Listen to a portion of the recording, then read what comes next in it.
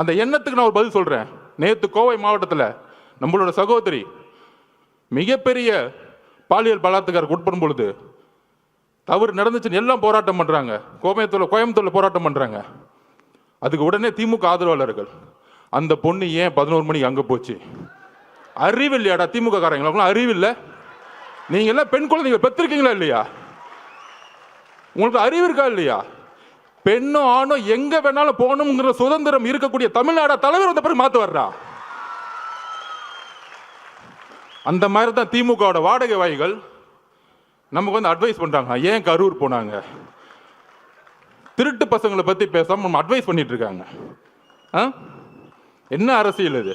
உங்களோட கேவலமான வார்த்தைகள் பேச தெரியுமா? நீங்க தலைவர் அதுக்கான பயிற்சி எங்களுக்கு கொடுத்ததில்லை. ஞாபகம் வச்சுக்கோங்க.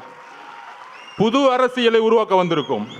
ஊழல் குடும்பத்தை தூக்கி எறிய வந்திருக்கும். எங்களுக்கு அரசியல் கத்துக் கொடுக்காதீங்க. ஒட்டுமொத்த குடும்பமும் ஊழலை தவிர இன்னைக்கு எதுவுமே கிடையாது.